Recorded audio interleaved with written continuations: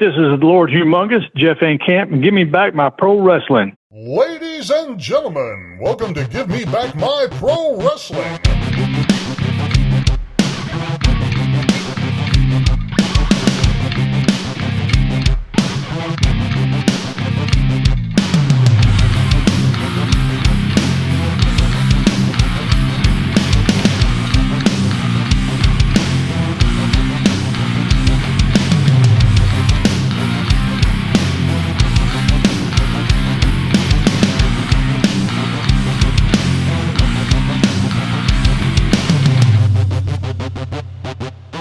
For those who don't know, now you know, baby. This is Hot Rod Biggs, Jared, Jimmy Street. We're going to take them to the limit one more time, baby, right here on Give Me Back My Pro Wrestling.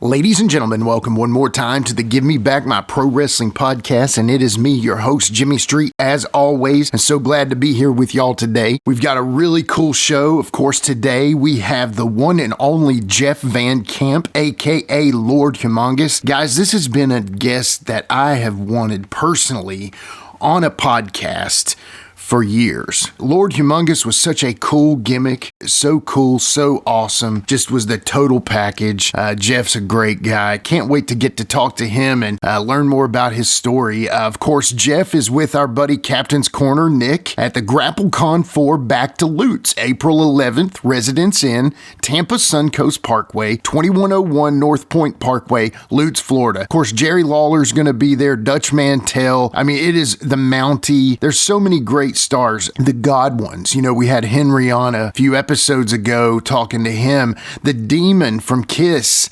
Dale Torborg, and also Chick Donovan is on the card as well. So I know they'll be adding more to the list as time goes on. You know, with Captain's Corner, they're always bringing top level guests. So y'all just keep your eyes peeled on the Captain's Corner Facebook for that. Of course, also to keep it going, the Portland Wrestling Expo 2 is coming up soon, guys. Saturday, February 21st at the Holiday Inn, Portland Airport, 8439 Northeast Columbia Court, Portland, Oregon. Guys, don't miss that opportunity too. Really, you can make a whole trip of it, man. Go to Portland, then make it to Lutz. You're following along. I get it. I think that's a great idea. Last episode, y'all, of course, we had This Month in Wrestling History with Quinton Quarisma, episode 7, and he was covering January, of course. Quinton always brings it with these shows. You know, he helps us out. He's our senior research guy, and obviously he's great at that, and he helps us with all the questions and stuff, but his research is top tier stuff, and he shows that every month on This Month in Wrestling History with Quinton Quarisma. So if y'all haven't checked that out, definitely go back and check that out. Really cool show, as always, Q. We greatly appreciate you, brother. Keep bringing them, and we'll keep putting them out, buddy. All right, that's all for the opening today, guys. Stick around. I've got Sheik and Q waiting on me on the other side, and of course, with our guest, Lord Humongous, a.k.a. Jeff Van Camp. We'll be right back after these messages on Give Me Back My Pro Wrestling. Hey, my name is Tammy Reynolds. I am the wife of Forsaken Rick Reynolds, that super cool guy that everybody knows and loves. And I represent West Side Sauces. I make sauces, I bottle them, I seal them, I sell them. I have a hot honey sauce, I have a sweet sauce, I have a hot sauce, I have a white sauce that's so yummy you can use it on everything. They are absolutely amazing, and I'm so proud of them. We make them from scratch. So go on our website, westsidesauces.com, check out our products, read about our story, and go online and order you some of these yummy sauces. And Rick actually uses all of the sauces because he is a die-hard smoker and griller, and so he likes really good sauces and rubs, and I make them, so how convenient is that for him? Go on our website, westsidesauces.com, order you some samples, and I think you'll thoroughly enjoy them. Thank you, guys. Be blessed.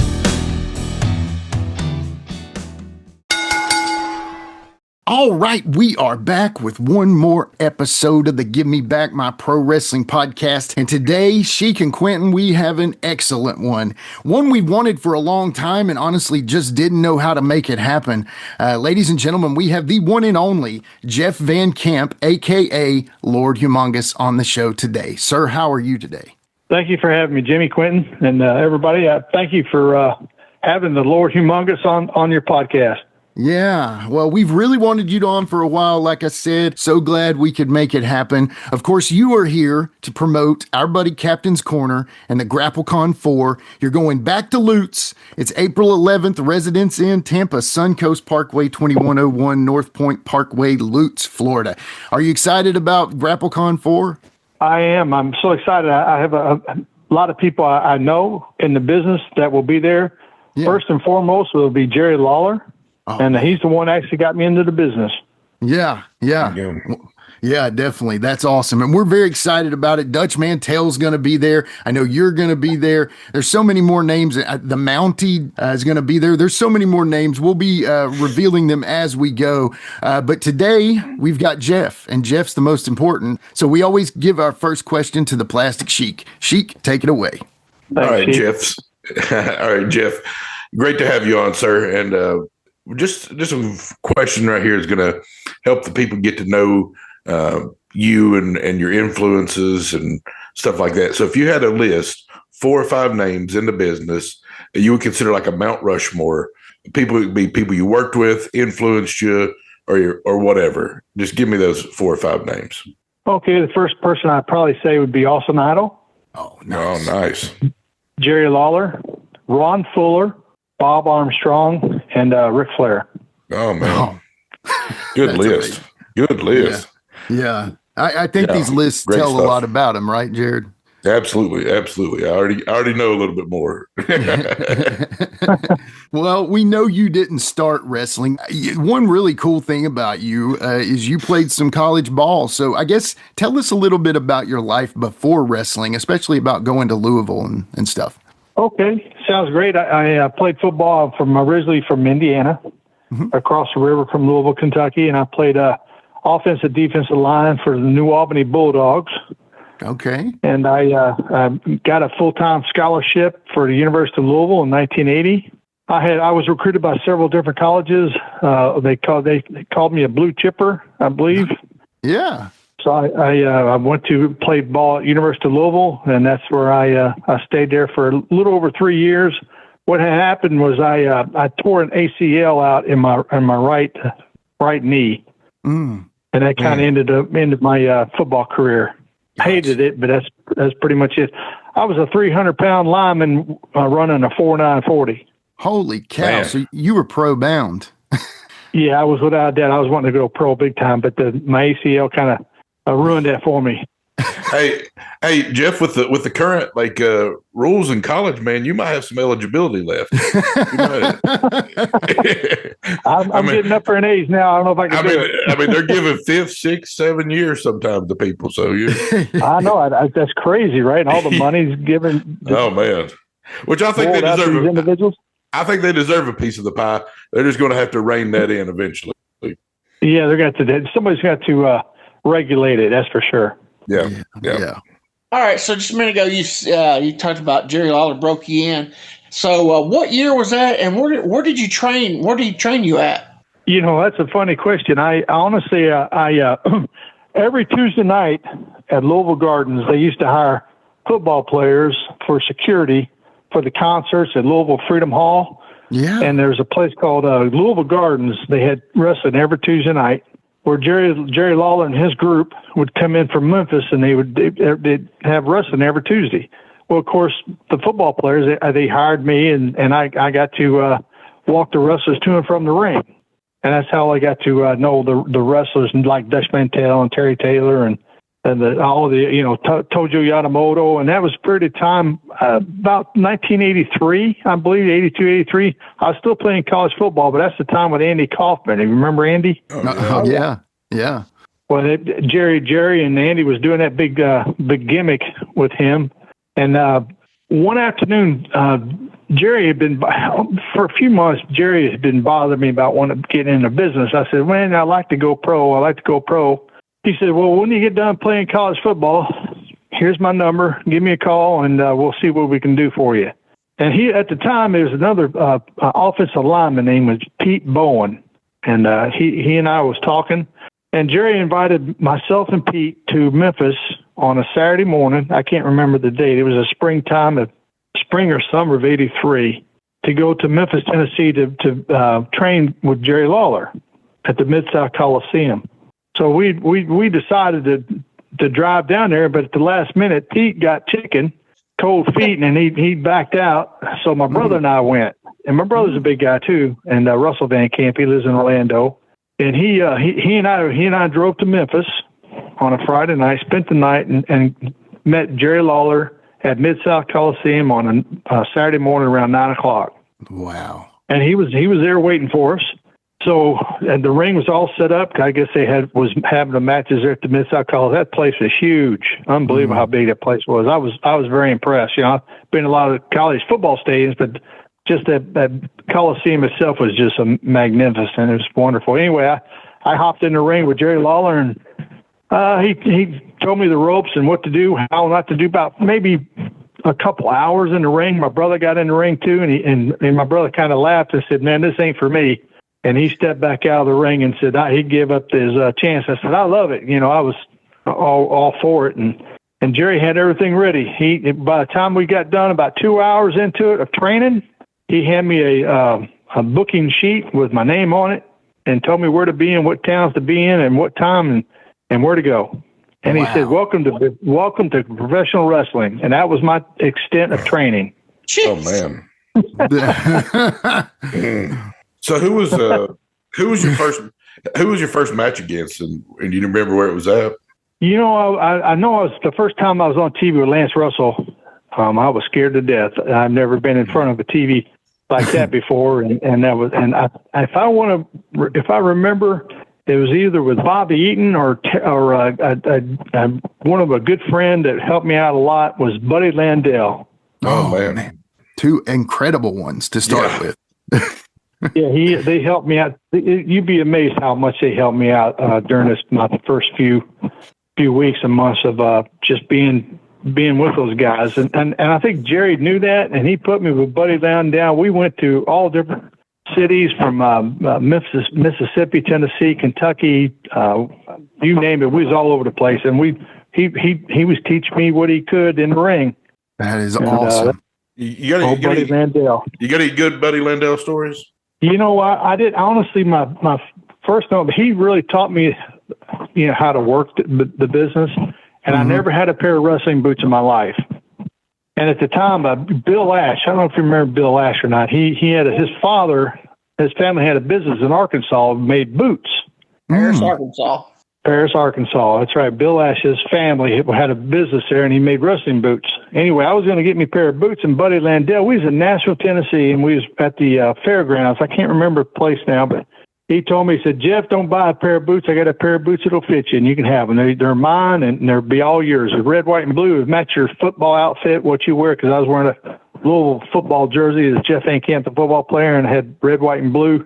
And he said, "These boots will," and he gave me my first set of wrestling boots. Buddy Landell did. Man, very awesome. cool. What a guy. I mean, like giving me a shirt off his back. He was a really outstanding person. Yeah. I miss him to this day. Hope he rests in peace. Definitely. Yeah, absolutely. Did he ever say, "Watch the hair, brother," to you? Tell you not to mess his hair up? Yeah, all the time. That was funny. Now he's watch the hair, brother. That sounds like Austin Idol. Watch the hair. Don't put no hair pulling. No, watch the hair. All right, Jeff. So, what name did you use your Jeff Van Camp in Memphis when you started? Yes, sir. I sure did. That was my. I started as Jeff Van Camp, the football player. Okay. Very cool. All right. Yeah. So Memphis was known as a miles wide territory. It was a lot of miles. Let's just say that. How did you handle it when you first started? You know, I stayed with my mom and dad, believe it or not, after college football. It wasn't really that bad. You know, my brother and I, we drove everywhere, pretty much to Memphis, to Nashville, throughout Kentucky. Paducah, and then we drove, Tuesday night, Louisville Gardens. Then we drive to Evansville, I believe, the next night. Yeah. And Austin Otto and Jerry Lawler, sometimes what they would do is, they've just stay at our mom and dad's house. We had mom and dad had a nice home, and we invited them to stay with us. So we did, and then we all would drive together from New Albany to Evansville, and then they'd go on from there, and we would drive back. Okay, that makes sense. Yeah, that's good. I like that. That's smart, road smart, right there. Yeah, exactly. Yeah. Driving the road like that with a lot of different guys, you do get smart by just talking to and honestly, the most important thing that these kids need to learn today is they just need to close their pie hole and open up their ears and just listen. Exactly. Yeah. I think that's a never-ending lesson that, everybody needs it, even in life, really. You know what I mean? 2 ears, 1 mouth, right? That's it. And everybody has an opinion. I agree with that. No, but sometimes it's just best to just keep your mouth closed and listen to what these people are talking about, because they know the business. They know how to get they know it's just best sometimes just be quiet. Yeah, there we go. Yeah, definitely. Hey, Jeff, you talked to, we talked about Buddy Landell there you worked with at the beginning, but you mentioned Bobby Eaton too. And man, I just think he's one of the best workers that there ever was. Do you got any good Bobby stories, or tell us anything about your time working with Bobby? Bobby was what a great guy. At the time, I did not know that he was, related to Bill Dundee. Mm-hmm. And Bobby, he used to be outside the hotel room every morning. He would go out there and do a bunch of exercises. He wasn't very good at going to the gym, but he would do leg exercises and just overall exercises outside the hotel room. Like, wow, but he was a great guy, great worker, very soft. Almost like I hope you guys remember Brad Armstrong. Oh yeah, Brad. Yeah. Oh my gosh, you talk about the easiest worker. Listens, knew what he was doing in the ring. He knew how to put somebody over. And man, you talk about light. There was no potatoes in that ring. That's a good thing. No Idahos, right? Yeah, no Idahos. I just think of Bobby as, it's a classic example, Jeff, of, Brad's different because he was a babyface a lot, but, Bobby was one of those guys. I've always been told by the old timers that generally the heels are the better people. It's not an exact science there, but that a lot of times the heels are actually the nicer guys. And Bobby proved that, for so many times, especially in the Midnight Express. He was such a good heel. I believe that. Yeah, I believe that wholeheartedly. Most times, I think what happens is the baby faces they have a tendency to start believing their own gimmick, and the heels have a tendency to be more humble. Yeah. Okay. Yeah. Something about getting booed every night keeps you humble, right?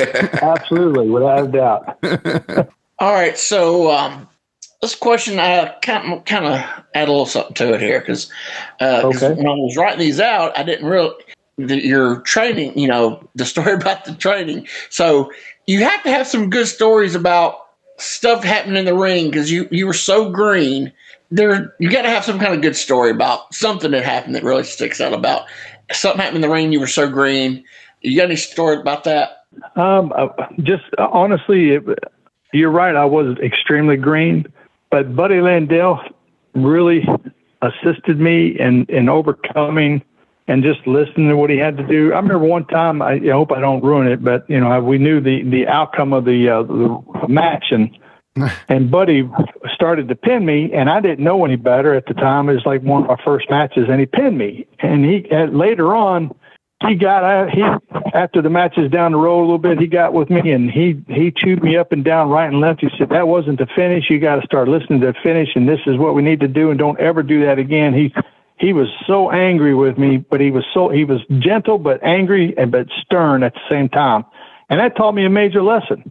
Yeah. I need that's one of the reasons I say you got to listen, because I was young and dumb and full and green and didn't know any better, and I left the match before its time, and he had a lot more to offer me in that ring. So the next few nights we got together, I learned to keep my mouth shut and listen, and he helped me out tremendously.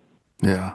Did the boys kind of look down on you for only, a couple hours of training? Did you ever get any, sense of them, not caring for you or just rude to you or ribbing you harder than normal or anything like that because you just walked right in? Yeah, I believe that. Honestly, there was a couple guys that kind of was standoffish to me because the way Jerry brought me in. I don't know if he'd ever brought anybody in like that before. I don't know, or ever since. Yeah. But he brought me in, and I was extremely green. I had no idea how to work a gimmick. I had no idea how to work my gimmick, how to sell, I didn't know anything, and that's the reason my buddy Landell helped me out tremendously how to work everything.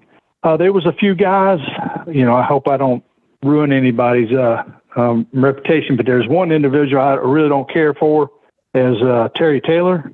Oh, okay.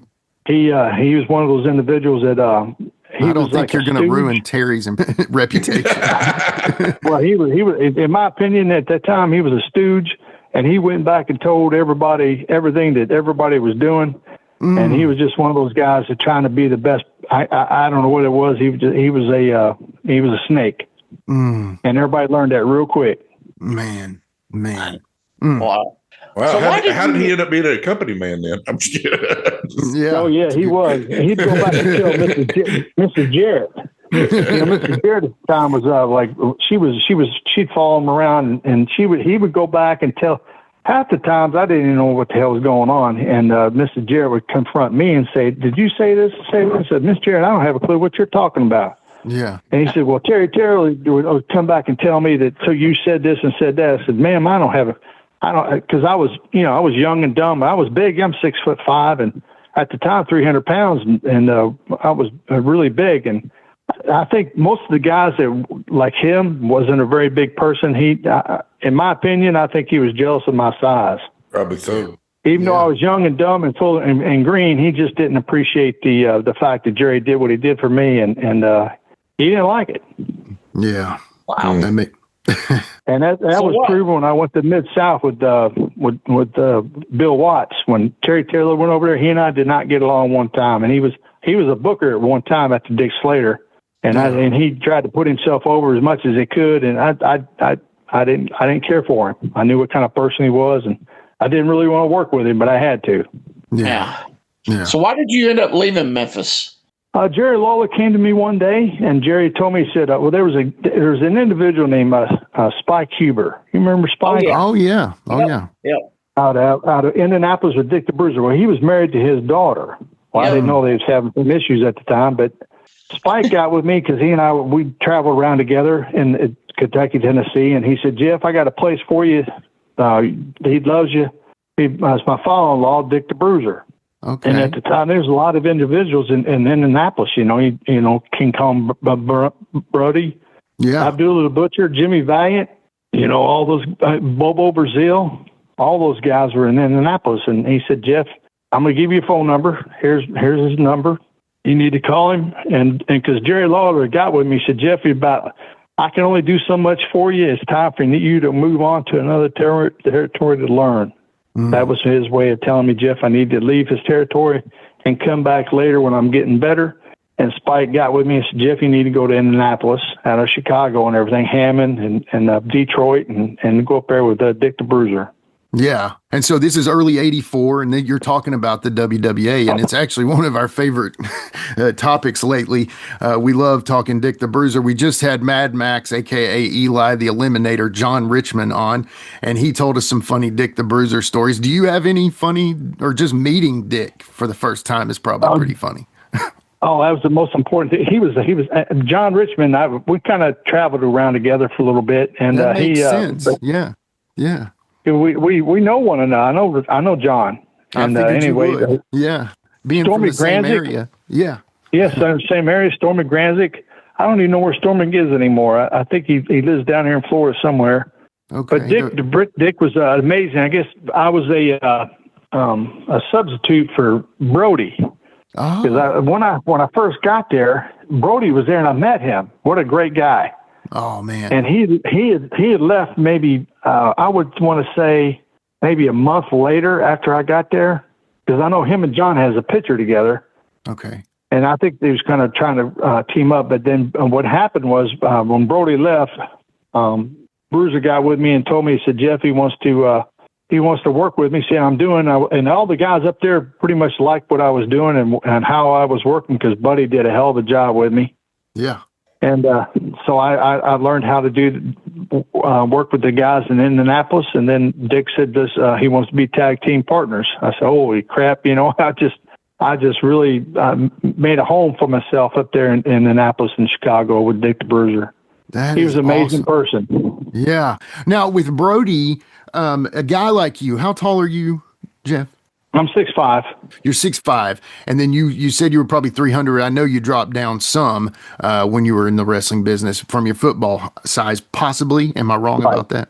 No, I did. I dropped down maybe at the max, maybe 285, 290. Yeah, you were trimmed up. You could tell. What do you take from a Brody? That dude's got to be like a god for your style of wrestling, Oh my God, yeah, absolutely. You talk about how to work a gimmick. He was amazing. I didn't actually have a time to go out and have a few beers with him, but I did learn as much as I could from him while he was in the locker room. Yeah. And just listening to him and learning what he could do and what he couldn't do and how to control the match and the people. And it was amazing. What a great athlete he was, and hope he rests in peace as well. There's a lot of great guys that are passed on, and I sure miss them. Yeah, and it's so sad because we just lost Rick Link. I don't know if you knew Rick, but what a great guy. He was out there during the Kaufman era of Memphis. It just seems like every day there's somebody new. I know they just said that Duncombe passed away, Bobby Duncombe Sr. Yeah. It's time, but Brody was stolen from us. You know what I mean? It wasn't. Yeah, he was. It wasn't old age. Too early. Yeah, it wasn't old age. It wasn't an addiction of some kind, which that's sad in its own right. But he was stolen from us, man. That's what's sad about Brody. Yeah, he was. He was. I remember the day he passed. Austin Idol's one told me about it in Puerto Rico. I was pretty hurt. Man. You're listening to Give Me Back My Pro Wrestling, and we'll be right back after these messages.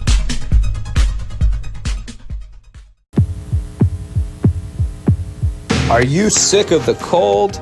Well, Captain's Corner is here to bring the heat for the start of 2026. The Portland Wrestling Expo returns to the Holiday Inn Portland Airport on Saturday, February 21st, featuring Hall of Famers such as The Godfather, Precious Paul Ellering, Ken Patera, international superstar Minoru Suzuki, and a reunion of stars from the Don Owens territory, including the Grappler, Dr. Tom Pritchard, and Chief Jules Strongbow. This is the one event not to miss in the Pacific Northwest.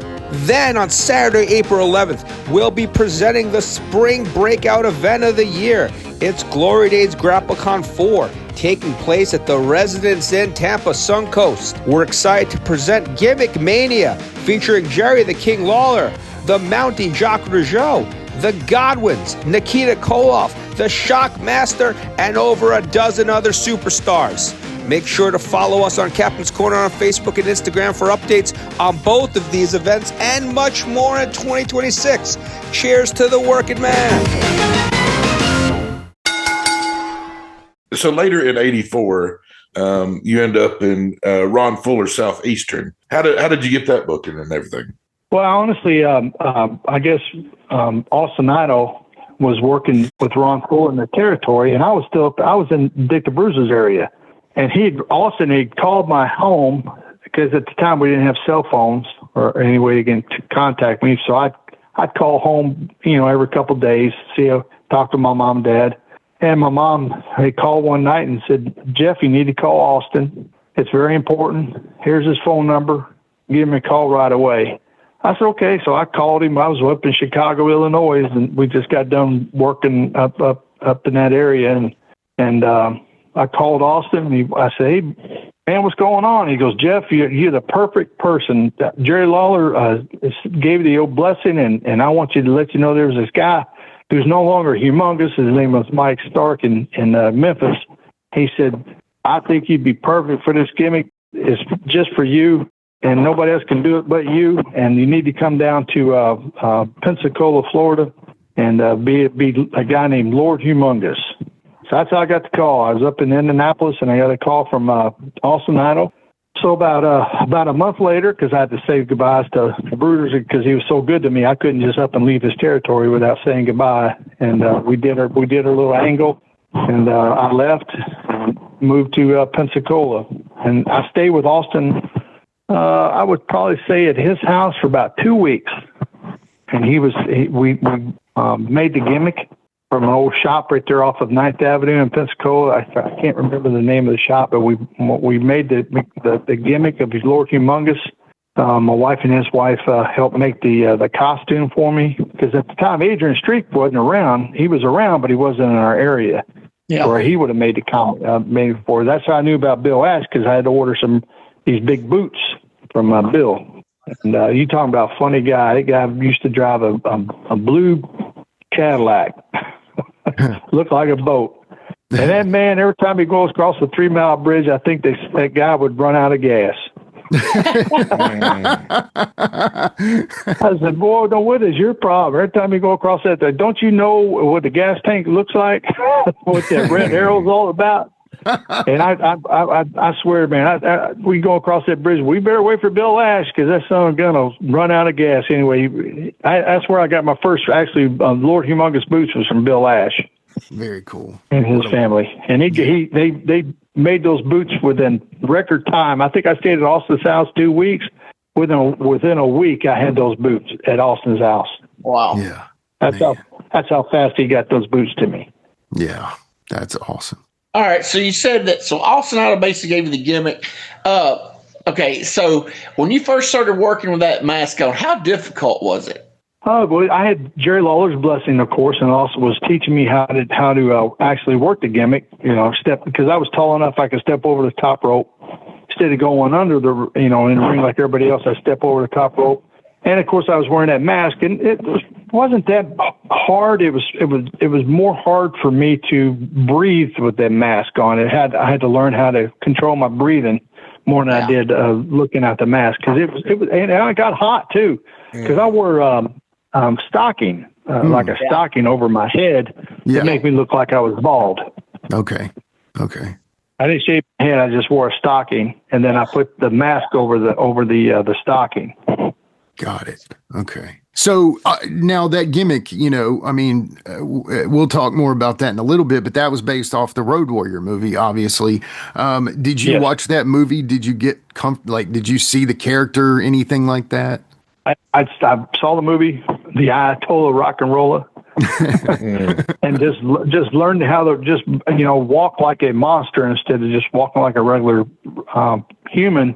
To and from the ring, kind of walk out one. And if you win a belt, whatever you do, don't put the belt around your waist. Get yourself a chain, and you wear that chain with the belt around your neck. Yeah, he said that. That's and just with the fur around the boots and the gimmick around my wrist and the gloves and the hangman's noose, the hangman's hood that I always wore to and from the ring or to and from the building. Yeah. It was kind of funny because Austin and I traveled together for a year and a half or so. I was in Ron Fuller's territory, and I have to give a lot of credit to Ron Fuller. He didn't have a clue who I was. He had no knowledge, no clue, and he was taking a gamble on me, and I thanked him so many times.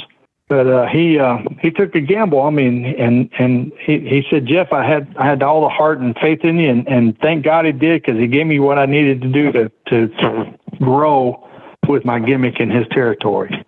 Yeah. One of my favorite parts of your gimmick was your entrance music, though. That song, War Machine by Kiss. So killer. What a great riff. What I consider one of the first real heavy metal songs. Man, that just made such a great part of your gimmick, man. Yeah, I appreciate that. Austin and I kind of came up with that song. We said, what a great way I'm a war machine, it's kind of, that fit my character. Yeah, definitely did. And what a great riff. And you're walking like that Michael Myers kind of thing out to the ring. I'm getting chills talking about it. Love I appreciate that. Thanks. Yeah. I had a great time. Yeah, and that's the important part. So you're early in Southeastern. You worked with somebody we're from Southwest Virginia, near Bristol, Tennessee, and in that area, there's Jesus, Dale Earnhardt, and Bob Armstrong are like the three popular people. And Bob is That's so awesome. huge. Bullet Bob. How was it working with such a legend like Bob? Oh my gosh, what a plethora of information that man had. He was amazing. His family is amazing. I knew all the kids, Brad, Scott, Brian, Steve, all of them, and Miss Gail. You cannot have an Armstrong family without meeting the mom.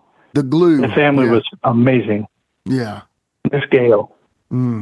How was Bob in the ring? I mean, I'm sure it was a night off, like they all say, but did you pick up anything from his in-ring work that would be different from anybody else? Yeah, just like I said, it was a night off. When you worked with Bob, you knew that it was probably one of the easiest nights you could possibly work. Yeah, yeah. I had a great time, and I learned a lot from him as well. Because you are a little more seasoned at this point, and you're probably, noticing more things than you're just trying to make a match work. You're probably picking up on more stuff, I would assume, too. Oh, yeah, without a doubt. Every night I was learning it. And finally, Austin got with me, and he said, the heels actually control the match.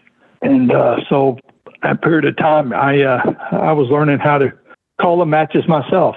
That's huge. So that was totally different. That was very, very huge. Yeah. Because most of the time it was the matches were given to me like in Memphis or in Indianapolis.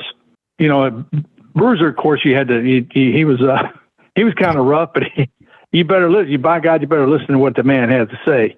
Definitely. But down in South, with Ron Fuller's territory, I had to learn how to actually call the match, learn to be the guy and do everything. I mean, I was the guy doing everything. Man, that was new to me. That was new. That's very cool. Very cool. So, also while you're there, you work Pork Chop Cash, and oh my gosh, and you beat him for the Alabama heavyweight title. What can you tell us about Pork Chop? Let me tell you something. You talk about a night off between Bob, Ron Fuller, and Pork Chop. That was a night off. And let me tell you, if you just barely hit him harder than what he thought, he'd be yelling out potato. Oh, he's killing me. You're killing me there. He would yell that stuff out. So, oh my gosh, I'm sorry, man. I'm sorry. I didn't mean to hit you. Yeah. If I did the clothesline a little bit harder than I thought, or if he thought I was being a little bit more rougher, he goes, oh man, you got. At the end of the night, we get together. Jeff, we got to work together. We got to be. It's got to be softer. Did he do the wrestler handshake with you? Oh yeah. What's funny is I was a pretty big, weighing almost 300 pounds. But even back then, barely touching somebody like Pork Chop was oh my gosh, he was up older, but he was very willing. He was great shape, but he let you know real quick if you was a little bit rougher than what he thought you should be.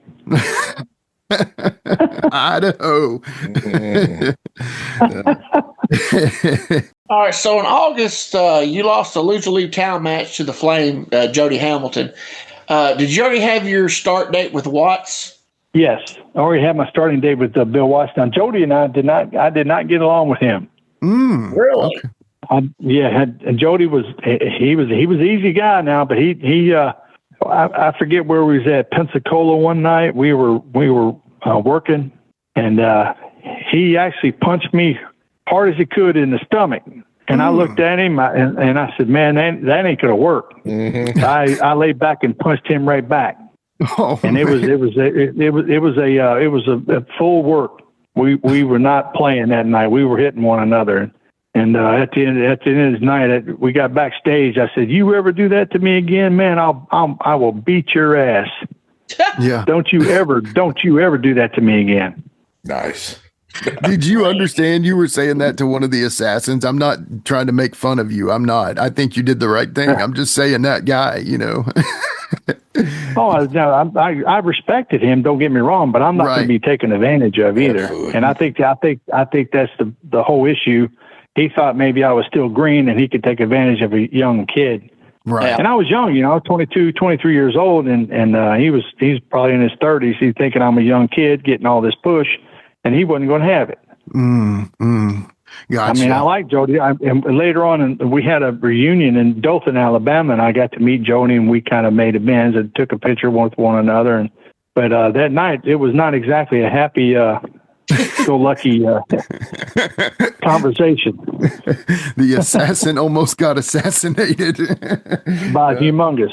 Yeah, by Humongous. Oh man. Well, like Quinton said, you show up in Mid-South and you're working with one of our favorite conversation pieces, Dick Murdoch. How was it working with this guy? Oh my gosh, old Dick. Well, you had to bring him up. Oh my gosh, you talk about. He put me over like the biggest guy in the whole. I don't know who he got with. I forget now, but the man could drink, and what a great guy. He was amazing.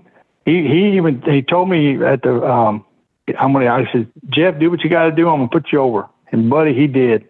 And I still can't believe it to this day how people still remember that match on TV. How he put me over like that. It was amazing, and I sure appreciate it. And God rest his soul as well. Yeah. He could put down some beer now. We went to Oklahoma City and Tulsa a few times, and of course, we was with the Barbarian. You remember John Nord? Oh, we know him. Oh, yeah. I understand he's not doing very good health wise, but he was a great guy. Yeah. Anyway, we went out drinking with John and I and Dick and Jake the Snake and then of course we all met up at the same bar. I don't even remember where the hell it was at. Hacksaw Jim Douglas was one side, Butch Reed, and it was me and we was on the other side. Next thing you know, it was a brawl. And if you know anything about Bill Watts, you better not lose. Right. Yep. And I can't remember. Can't remember who started. It must have been Murdoch. Had to have been. Because all I know is we got in the car and we were hauling ass back to the hotel. And that place was rocking and rolling, man. We said, "Oh my God, let's get the hell out of here before we get in trouble." Dave Sullivan told us a funny story. They were driving in Texas and they were going to Oklahoma. And Dick said, "Hurry up, Equalizer, hurry up. I'm going to throw up. Start driving faster, driving faster." He says, "Well, Dick, I can pull over here." He says, "No, I'm not going to throw up in Texas. I'm going to save it for Oklahoma." That sounds like Dick, that's for sure. I figured you would agree with that. Oh, without a doubt. That sounds like, oh my gosh. Do you have anything else about Dick? We love Dick Murdoch on this show. So he was amazing, and what a great worker. He was a great worker as well. I mean, all these guys I worked with, there's great memories. Yeah, I will never forget as long as I live. I mean, what he did for me, I'll never forget it. Yeah. So then you're with you mentioned them there, Jake Roberts, and then Jim Duggan. You got any good stories about either one of them?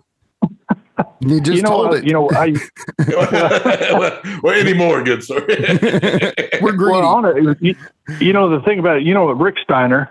Oh yeah, Rob, and it was me, Rick Steiner, and Dr. Death Steve Williams. We used to travel in his van all the time to different places. And we one night we was with it was I don't know where Steiner was, but it was me and Steve Williams. We were going over to Murdoch's. It was Halloween night or something. After we got done working, I can't remember where it was at, Hammond, Louisiana, or somewhere, Lake Charles, or somewhere. We had, I don't know, maybe 2 or 3 o'clock in the morning. We all showed up at Duggan's house, and man, it was. I don't remember the rest of the night after getting there. Oh my gosh! Oh goodness, that's great. All right, so the Jake Roberts. I noticed you and him had a lot of matches. You had a couple of cage matches and everything. What was that? You got any members of those? Yeah, actually, Jake and I are friends, and we he just had his hip replaced. Oh. And he's not doing too good. I understand from what I understand from Jake, he got a little infection going on, so he had to go back in. But anyway, Jake and I, at first, Jake was his dad was there, Grizzly. I don't remember it, Grizzly, and Sam Houston, his brother. And anyway, I used to had the great times with Jake, and we had a lot of great tag matches. And I don't know if you remember the one when he did the DDT on me in a cage match in Houston. Man, it was sold out as people from the Raptors. And when he did the DDT on me, yeah, he climbed on top of my chest. That's when I bench pressed him out. Dang. And I sit up like Jason. And man, you could hear the pin drop in the Coliseum. People went nuts. And I said, "Oh my gosh!" They didn't know what to do. And he didn't either. And he bounced off. And I got up, hit him, and he got tied up in the rope. And I started hitting him. And then old Randy Cawley, remember Randy? Oh yeah. Nightmare. Wasn't he the Nightmare then with the mask on? Yeah, he was. Yeah, he was one of the Nightmares. Yes. Yeah. And he threw a chair in the ring and said, "Hit him with this chair! Hit him with the chair!" And old Saul over Humperdinck had already ran out because he what happened before the match even started, he had a couple minutes with Humperdinck. Hey, you talk about an ugly individual. But that man, he was ugly as hell. Homemade sin, but he could drink, and buddy, he knew his business, but he was, oh my gosh, you talking about the ugliest man I think I've ever seen.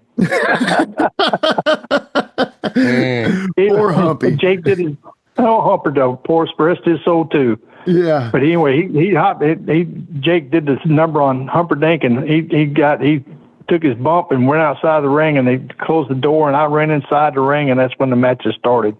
But at the end of the match, old Randy Collar, he threw a chair in the ring, and he DDT'd me again with a chair. That's when I lost the match. It was good.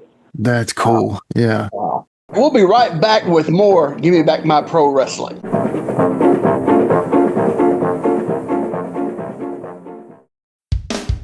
CHW is continuing the legacy of historic professional wrestling in Tennessee with monthly events at the Armory in Ashland City.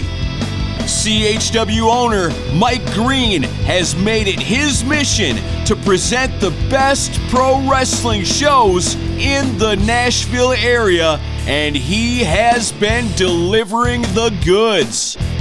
CHW Wrestling combines all the elements that Tennessee wrestling fans have come to expect. Action, suspense, athleticism, reality, stories, surprises, and excitement, all delivered by the finest professional wrestlers this state has to offer. Follow CHW Pro Wrestling on Facebook for the latest news, announcements, and show dates. And subscribe to Championship Productions on YouTube to see past events like the Ashland City Rumble and the Valentine's Massacre. Fun for the whole family with delicious and affordable concessions on site. Witness the action and excitement of CHW in Ashland City at the Armory. Family Wars, Love and Hate, Championship Gold. A CHW event is everything you're looking for in a night of live entertainment.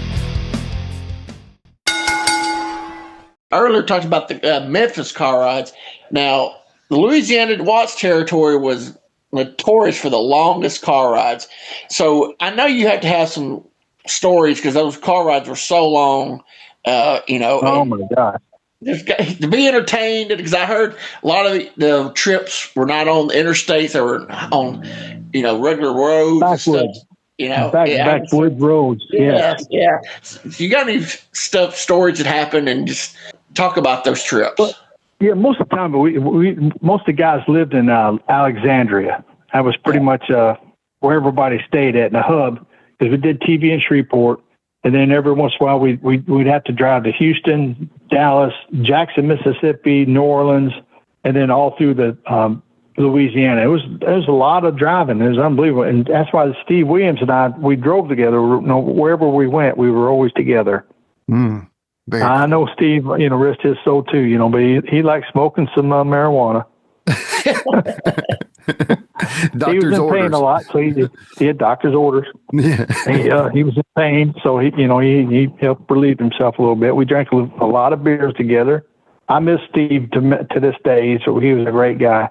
Yeah. Yeah. And I do remember we was coming home one night from where we were, Houston, Texas, and we got on Interstate 10. There, I forget what back road we had to take off of I-10 to get to Alexandria. We went to a little town called Bunkie, Louisiana. It was a speed trap.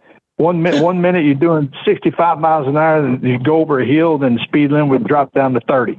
And you talking about you had to be aware of it because cops are always in Louisiana. And we were coming home.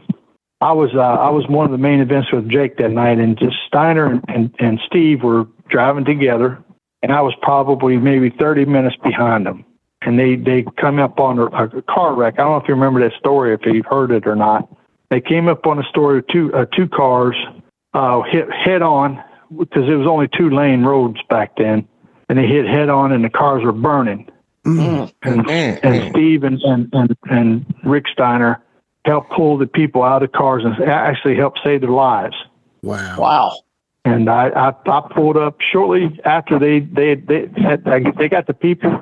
Ambulance had got there, and I pulled up, and Steve and Rick Steiner had already drove off, and it was amazing. The 2 cars were still burning in the middle of the road. Wow. That's crazy. I think he got a recognition for that as well. A lot of people didn't know that. I know Bill Watts said something about that on TV, but I think because I want to say Steiner, I don't know if one was a baby face and Dr. Death one was baby face, one was heel, and he didn't want to advertise that they were driving together, but I think he gave all the accolades to Steve Williams. But they were together, and both of them helped save them people's lives. Man. All right, before we move off from the Watts territory, there's one more guy I don't know if you could talk about is Ted DiBiase. Oh, Ted DiBiase. Traveled together with him. His family had a restaurant in Mississippi, I want to say, and he was a nice guy. He was okay. Like him and Butch Reed, they treated me fairly because we all were driving together. Now I do know it was Thanksgiving night. We all was working together at the Mid-South Superdome in New Orleans. And we all worked together, and I was the last match between me and Jake. Mm-hmm. So they told us right he said, Jeff, as soon as we get done with the match, we're going to take you back in the golf cart as fast as we can to the dressing room. You're not going to be able to dress. We're going to put a jumpsuit out for you and a shirt. You're going to have to be in the same outfit as you went to the ring in, and just carry it with you. And we'll take care of everything else. So we had just got done working. Went back to the dressing room, got dressed real quick, just put on a pair of sweats, and then they rushed us out of the Superdome as fast as we could into a limo. And from there, we all, Jake and I and a couple other people, they had to go separately because Jake and I was working together. We drove to New Orleans Airport, and there we got in Bill Watts' private jet. And it was me, Ted DiBiase, I want to say Butch Reed, Jake, I think there was maybe one or two more. I can't remember at this time. And we flew out of New Orleans and flew to Shreveport the same night. They picked us up at the airport in Shreveport, and they took us to an arena in Shreveport, and we wrestled again. Wow. Wow. And that's the most thing with Bill Watts. We'd always contact the office, and then if we were in Dallas or Oklahoma City or Tulsa, the next night we'd be in New Orleans. There's no way we could drive that. So most of the time the office would just buy our airplane tickets from Tulsa to New Orleans or Tulsa to San Antonio or Houston or Dallas.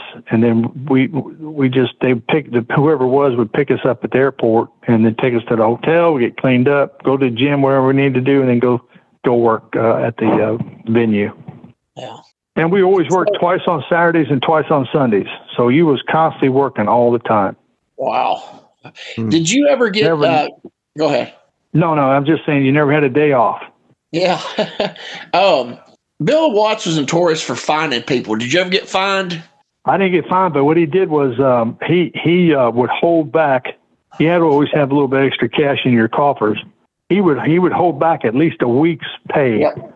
We've heard that before. And, yeah, he did. He'd always, so if you'd leave his territory, if he didn't like it, whatever, that would be his.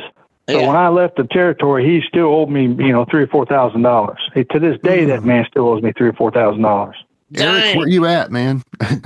Take care of this guy. I don't appreciate it. He still owes me that money. That's rightfully mine, and I worked hard for it, and he still owes it to me. Wow. Yeah. So why did you leave Mid-South? Because of that? No, not really. I honestly, I left because my wife and I had time. We since divorced, but I wanted to start a family, and I wanted to just move back to Pensacola and live a halfway decent normal life. Yeah, that's why I left. Awesome. That's why I left the wrestling. That's awesome. You left on your terms. That's good, because a lot of guys don't, and they get bitter about it. And you left on your own terms. That's good to hear.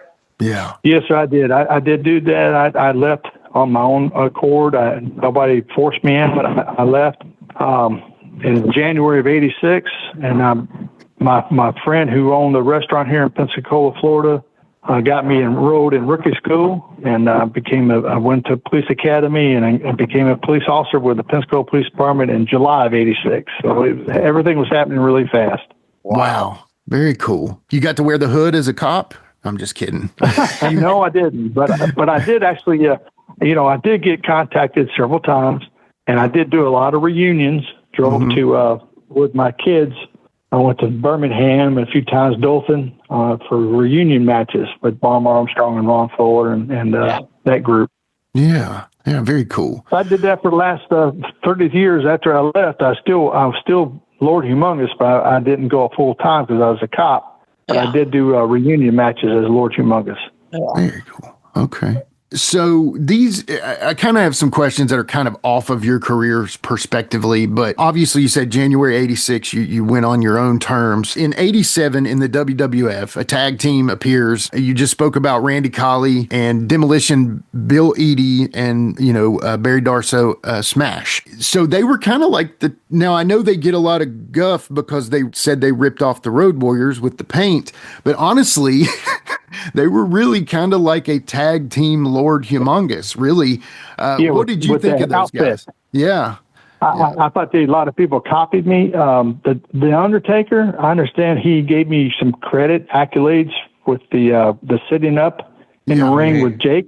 Yeah. I understand he gave me some credits in reference to that because he said he learned from what I did. And like these guys, I think he might have got most of it from Jimmy Hart. And because Jimmy Hart was a good guy, but I think he got the costumes designed from Jimmy Hart. I don't know exactly. I don't know if that's true or not, but I just know that he was in that area at the time. And those costumes sure looked familiar, like what I had and what Mike Stark had, I know. You definitely. Yeah, definitely you. And it was funny that the Road Warriors got all the credit for being the ripoff, them being the ripoff of the Road Warriors. But really, past the makeup, it was basically you. Yes, sir, it was. Yeah. It's funny when you bring that up. When I first started the business, Jerry Lawler, there was a high school football coach. His name was Ron Wiggum. And he was a big guy, very muscular, looked great. God rest his soul, too. He's now since passed away. But he got with Ron Wiggum and I and actually wanted to start the gimmick Road Warriors with me and Ron as the first Road Warriors. Oh, wow. Oh, wow. Yeah, Jerry talked to us about that. And Ron, he was a high school football coach and teacher, is teacher at New Albany High School. Yeah. And he ended up turning them down. Gotcha. So that's the reason why. But I knew there was going to be a Road Warriors gimmick because Jerry Lawler had talked to me about it. That is wild. That is, I'm so glad I asked that question. Yeah. I was thinking about not asking it, but so obviously you said Mike Stark, and yourself, there was many others that portrayed it, Sid being one of the more famous ones. What did you think of the other Lord Humongous? I know, a lot of people, God rest his soul too, a lot of people didn't like Sid as Lord Humongous. He didn't know how to work the gimmick. And gotcha. I understand from a lot of different people, he ruined it. And he killed the gimmick. And I got a lot of feedback from a lot of people, even working as a police officer. A lot of people I kept in contact with a lot of people, and they would let me know what was going on. And he told me he killed the gimmick. Man, rest in peace, Sid, but thanks.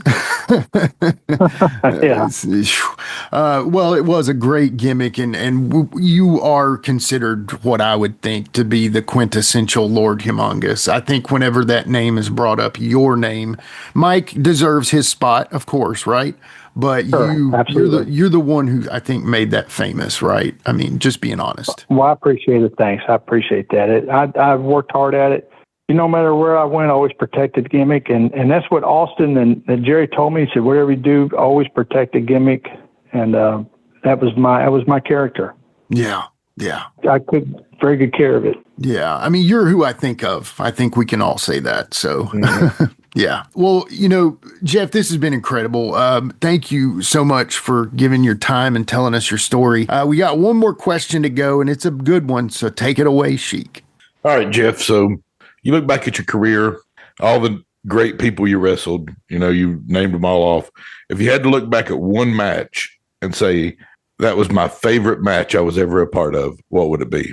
I would have to say with me and Jake the Snake in Houston, Texas, that cage match. Nice. That makes sense. Yeah, I kind of figured you were going to say that. Yeah, I thought maybe. But, Jake and I go fishing every once in a while. Oh, man. What do y'all fish we for? went, just freshwater fish, bass, you name it, speckled trout, you name it. He's a good fisherman, and he's funny as hell. Yeah. He is funny. He's funny and not even trying to be funny, Yeah, he's a great guy. Yeah. Do you outfish him, or does he outfish you? Well, believe it or not, we had a little contest, and if you ever get in touch with him, you can make sure that he knows that I beat his happy ass by catching a lot more fish than him. And the We're going to tell him. Now, he'll probably deny that, but that's honest goodness truth. Very cool. Very cool. That's amazing. Well, one more time, Captain's Corner, GrappleCon 4, back to Lutz, April 11th, Residence Inn, Tampa Suncoast Parkway, 2101 North Point Parkway, Lutz, Florida. I know you're excited to be there. Are you going to have any hoods to take, any masks you might be able to sell and sign for the people? Oh, absolutely. I'm going to have a lot of swag. I got some T-shirts, hats, and some masks.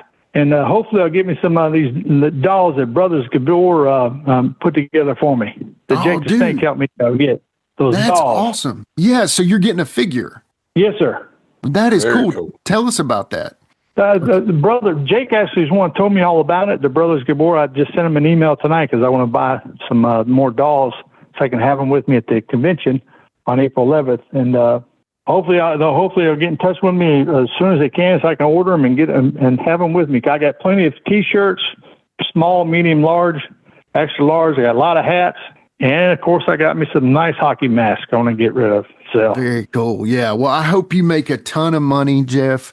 This has been an absolute honor. You've been on our list since the start of this podcast. So this has been an honor. And thank you so much for dropping by and telling us your story, brother. Seriously. Man, thank you so much. I appreciate it. Jimmy and Sheik, everybody, thank you. Quint, thank you. Lord Humongous, Jeff and Camp, I can't wait for April 11th. Hope to see everybody there. Be there or be square, right? That's it. That's it. All right. Take care, sir. Thank you. Thank you, sir. All right, sir. Thank you. All right. Bye-bye. All right. That was the one and only Lord Humongous Jeff Van Camp. We'll be right back to wrap things up on Give Me Back My Pro Wrestling after these messages. Hi, this is Mike Needham, host of the Reckless Abandon podcast with Mike Needham. We invite you to jump on your favorite podcast platform and search for the Reckless Abandon podcast and give us a listen. I'm sometimes joined by a part-time podcaster, part-time co-host, and full-time wife, Tiffany Nicole. We talk wrestling, we talk pop culture, we talk local events, local happenings in West Tennessee, and a ton of other stuff. But be sure to check out the Reckless Abandon podcast. Find us on Facebook. Also, look up the Microgroup Podcasting family on Facebook and see some of our other podcasts we have out there. Until next time, make good choices and always remember, no dollar, no dice. Relive the glory days of Memphis wrestling with the Retro Wrestling Review USWA podcast. Each week, we go back in time to review USWA Championship Wrestling from the 1990s, episode by episode. Join us for watch-alongs, behind-the-scenes stories, and exclusive interviews with people who were there and lived it. Whether you grew up watching it or you're discovering it for the first time, this podcast is your ringside seat to Memphis wrestling history. It's all a part of the WrestleCopia Podcast Network. Listen now at uswapodcast.com.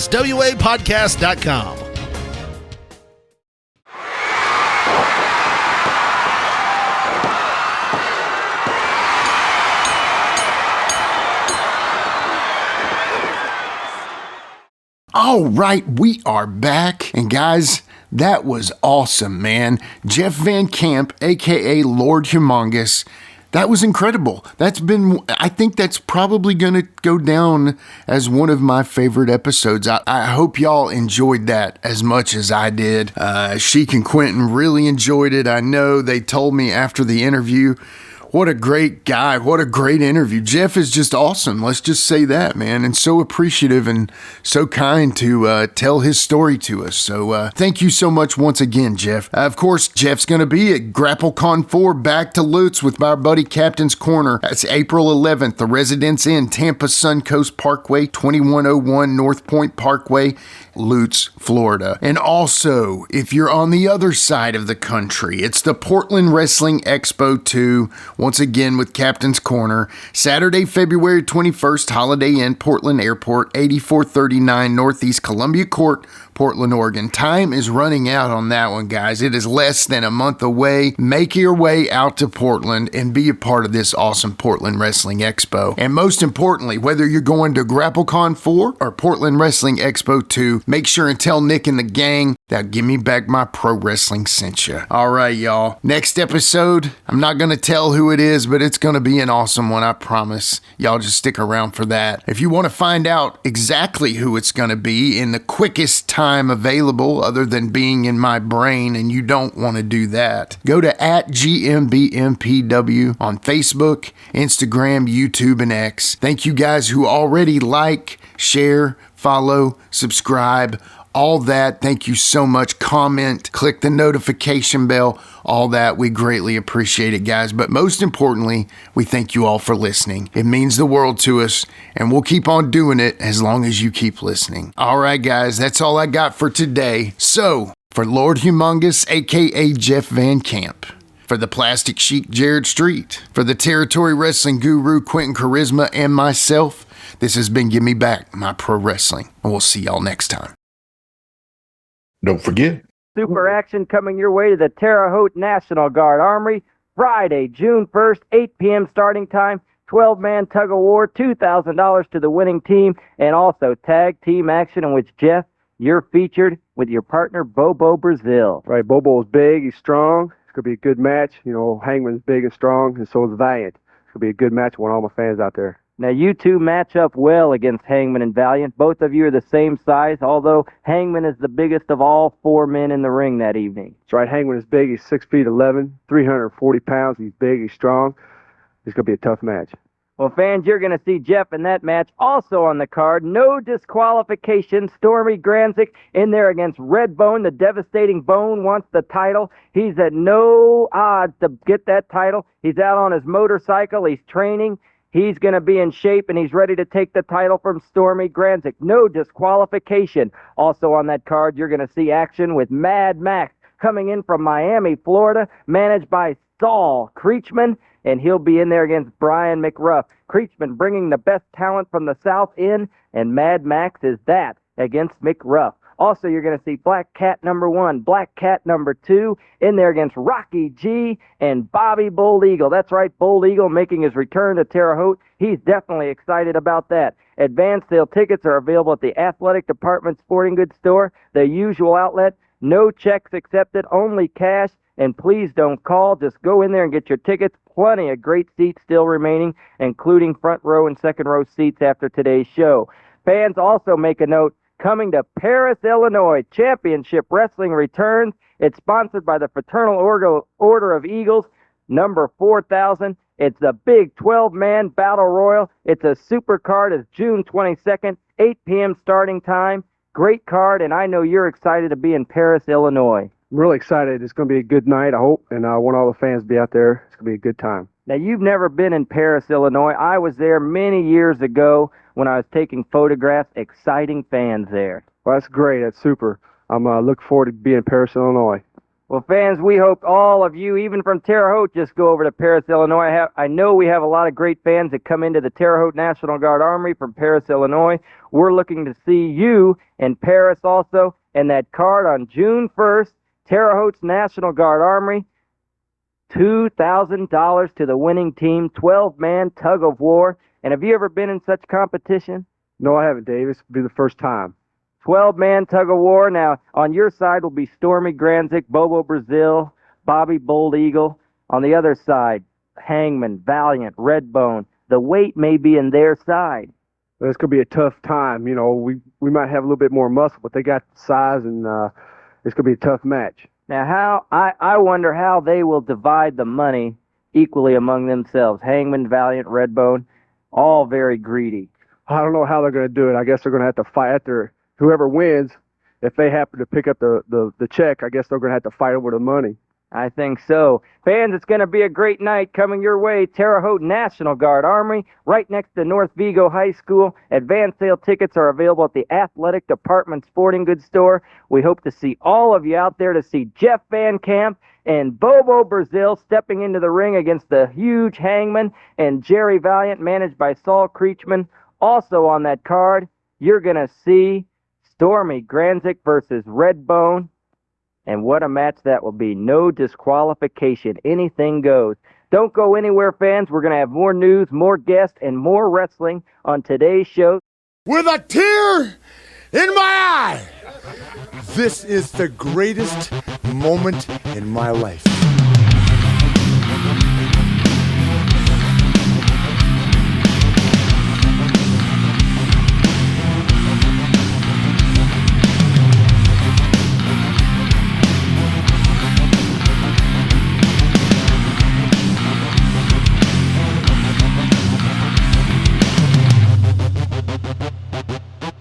We'll see you next week. And until then, so long for now.